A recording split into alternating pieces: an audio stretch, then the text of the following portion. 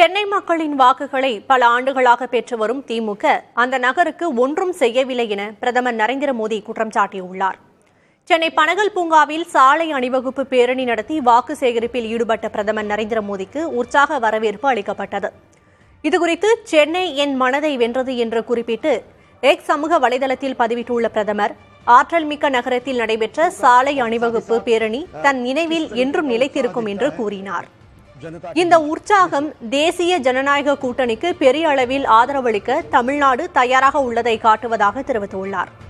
வரும் காலங்களில் எழும்பூர் உள்ளிட்ட ரயில் நிலையங்கள் புதுப்பிக்கப்படும் என்று கூறியுள்ள பிரதமர் மோடி, வீட்டு வசதி துறையில் குறிப்பிடத்தக்க பணிகள் நடைபெற்று வருவதாகவும் தெரிவித்துள்ளார். தமிழ் கலாச்சாரத்திற்கு பாஜக அரசு மிகுந்த மரியாதை அளிப்பதாகவும், உலக அரங்கில் தமிழ் கலாச்சாரத்தையும் மொழியையும் தொடர்ந்து பிரபலப்படுத்துவோம் என்றும் பிரதமர் உறுதியளித்துள்ளார். புதுப்பிக்கப்பட்ட டிடி தமிழ் தொலைக்காட்சி அலைவரிசையை தமிழ்நாட்டின் சிறப்புமிகு கலாச்சாரத்தை கொண்டாடுவதில் தொடர்ந்து உறுதுணையாக இருக்கும் என்றும் பிரதமர் தெரிவித்துள்ளார்.